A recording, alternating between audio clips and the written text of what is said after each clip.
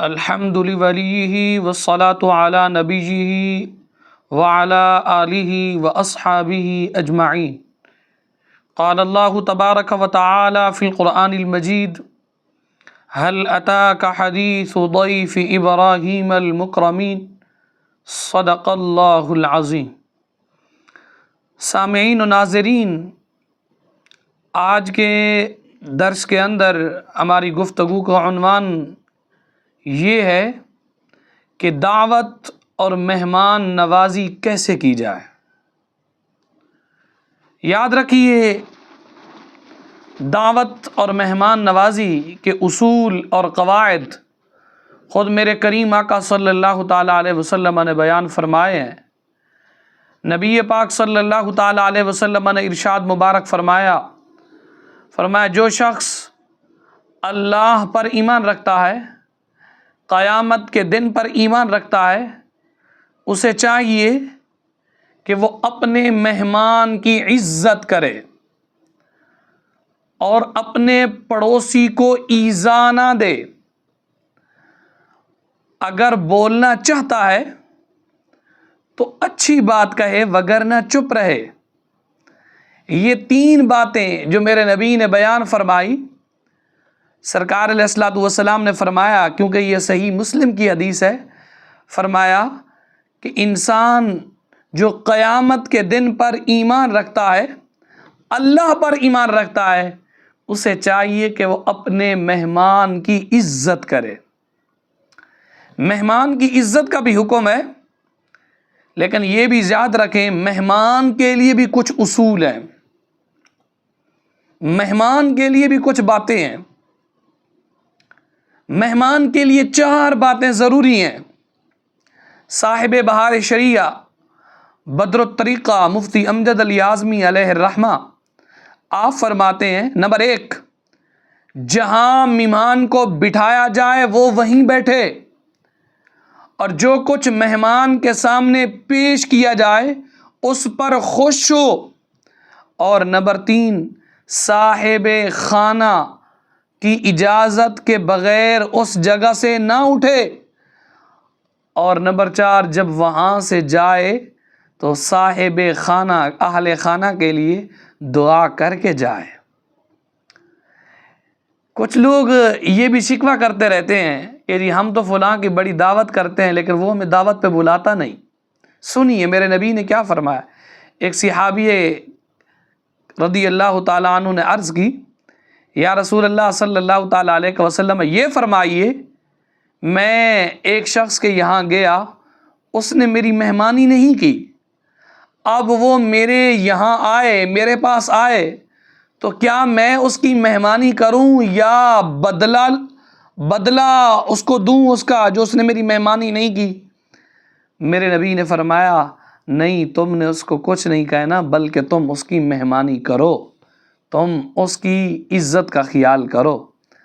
حتیٰ کہ میرے آقا انعامدار صلی اللہ تعالیٰ علیہ وسلم نے یہ ساتھ فرمایا ہاں، جب کوئی مہمان کسی کے پاس آتا ہے تو وہ اپنا رزق لے کر آتا ہے، اور جب اس کے پاس سے واپس جاتا ہے تو اہل خانہ کے گناہ بخشے جاتے ہیں. تو اس سے بڑھ کر اور سعادت کی کیا بات ہو سکتی ہے؟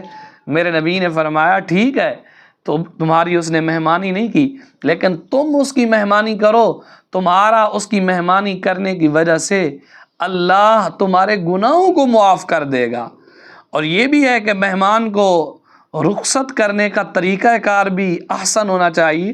ایسا انداز نہیں ہونا چاہیے کہ جس سے یہ لگے کہ یہ تو بڑا میرے سے تنگ تھا، بڑا میرے سے مشکل کے اندر تھا. میرے آقا و مولا صلی اللہ تعالیٰ علیہ وسلم نے فرمایا سنت یہ ہے کہ مہمان کو دروازے تک رخصت کیا جائے. اور یہ بھی یاد رکھیں، سرکار علیہ الصلوۃ والسلام نے ارشاد مبارک فرمایا، جس شخص کو دعوت نہ ہونا اس کے باوجود کچھ لوگ چلے جاتے ہیں، گھس جاتے ہیں، ایسے بندے کے متعلق میرے نبی نے فرمایا جو بغیر بلائے گیا وہ چور ہو کر گھسا، اور اس نے ایسے ہی ہے کہ وہ لوٹ مار کر کے وہاں سے نکلا.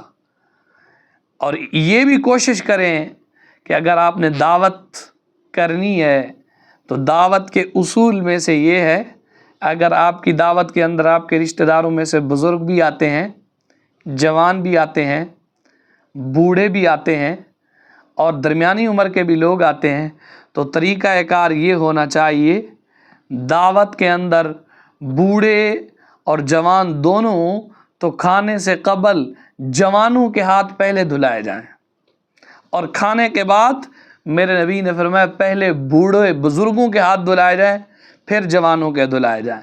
یعنی میرے نبی نے ایک طریقہ بیان کر دیا، فرمایا کھانے سے قبل آپ کا مہمان ہے، جوان آدمی ہے، بوڑھا بھی ہے، تو آپ جوان کے پہلے ہاتھ دھلائیں، بزرگ کے بعد میں دھلائیں، اور فرمایا جب آپ کھانے سے فارغ ہو جائیں تو پہلے بزرگ کے ہاتھ دھلائیں پھر آپ جوان کے ہاتھ دھلائیں۔